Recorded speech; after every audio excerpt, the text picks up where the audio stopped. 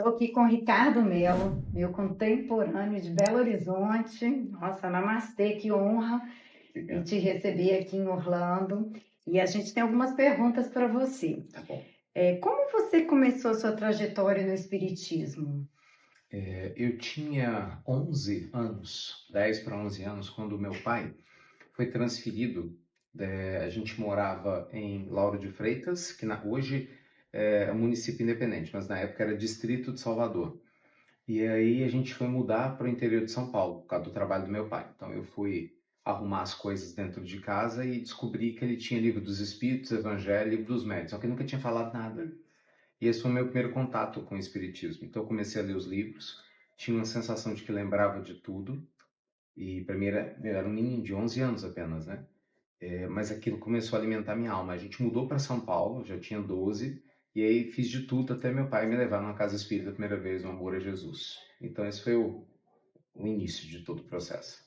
E como é que você desenvolveu, então, a sua mediunidade? Quais foram os primeiros sinais? Como que isso ocorreu para você? Eu sempre tive a percepção da mediunidade, mas não sabia que era esse nome, né? Porque quando eu era Uhum. criança, eu pressentia fatos futuros, eu sonhava com sonhos muito reais, né? Eu tinha contato com alguns espíritos nobres, mas não sabia disso, pressentia coisas negativas.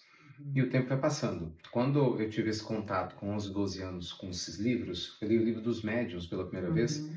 e comecei a praticar alguns pontos que Kardec trazia para testar o seu processo mediúnico. E foi assim que eu comecei a me descobrir como médium psicógrafo na época, né? E fui trabalhando esse processo de desenvolvimento. Os anos foram passando e aí, com o passar dos anos, outras faculdades foram eclodindo, até que a gente chegou no trabalho do tratamento espiritual, né? E aí você chegou com o Dr. Fritz. Essa é a minha É, próxima pergunta. Qual que é a relação e como é que é essa relação com o Dr. Fritz, como é que é esses trabalhos? Eu tive uma experiência assim incrível com o Ricardo, recebi uma mensagem assim maravilhosa, tocou meu coração e eu queria saber a sua experiência, como que você teve esse contato com o espírito do Dr. Fritz. pergunta legal, bacana. Eu tenho o Dr. Fritz como um mestre, sabe, assim, como um amigo mais experiente, alguém a que eu devo muito. Primeiro contato com ele foi com 19 anos, 18 para 19 anos. Havia um trabalho no Irmão Glacos em Betim, no Centro Espírita, Uhum.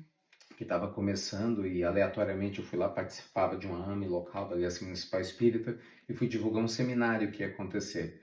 E de repente uma das médiuns da casa, muito amiga minha, chegou falando: olha, o Dr. Fritz está te chamando para trabalhar. Eu achei que era até piada dela, né? Que era brincadeira e tal. Eu Porque também ela, acharia. exatamente, isso, mais ou menos assim. Aonde? Vem a Onde, coisa como? mineira, né? Um cotô. Um Cotô. cotô, um covô. E foi assim que o trem começou. Eu tomei um susto, aí eu vi que ela estava falando sério. Eu falei: mas como assim? Você está ali chamando. O médico que ia trabalhar com ele não veio, ele falou que na verdade ele vai trabalhar com você. Eu tomei um susto, achei que era piada, vi que não era, comecei a tremer todo e fui lá para a cabine. E aí o resto é história, né? Esse foi o meu primeiro contato com ele. E de lá para cá já se vão quase 30 anos. Olha, a minha experiência foi incrível. Espero que, tenho certeza, né, que você está tocando muitas vidas com esse trabalho. Tocou a minha profundamente. Eu realmente tive uma experiência que eu posso dizer transformadora. E é um contato de alma, de presença, é um contato muito pessoal, uma mensagem bem particular, que é exatamente aquela mensagem que você falou. Parece que foi feita aquela Para pílula para você. você, né? Então, realmente, quem não teve experiência, eu aconselho ter, porque é transformadora, foi para mim. Outra coisa, muitas pessoas relatam curas após passarem por cirurgias espirituais. Na sua opinião, como esses processos espirituais ajudam na cura física e emocional dos pacientes? De diversas maneiras, né? Porque o processo espiritual de cura e autocura, ele está totalmente ligado à nossa forma de viver, né? Quando a gente começa a despertar espiritualmente, a gente desperta o nosso nível de consciência, então a gente vai, através do caminho da gratidão, a gente vai se libertando de quem a gente não é. E ao se libertar de quem a gente não é, a gente começa a abraçar quem realmente a gente é. Isso começa a fazer uma diferença muito Uhum. grande, né? Então, assim, através do tratamento, é feito as incisões muitas vezes sutis no perispírito do paciente, através dessa situação de incisões sutis. muitas questões que estão ali bloqueadas são liberadas, às vezes nem o paciente toma consciência disso, mas a princípio, independente do processo da psicogênese espiritual da enfermidade dele, se ele abraça a nova existência que ele está querendo ter, né, mudando intimamente, tudo se transforma. Só um minutinho, já. E qual o papel da fé do paciente no sucesso das cirurgias espirituais e dos tratamentos espirituais? Total, total. Sem fé a gente não faz nada, né? Hum. É o que os amigos espirituais sempre... Jesus já falava sobre isso, né? A fé transporta montanhas.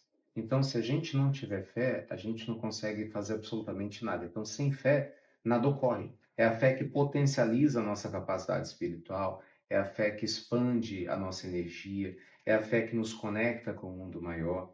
É tanto que Jesus falava, né? Sim, Tua vai e não voltes a pecar, tua fé te curou. sim.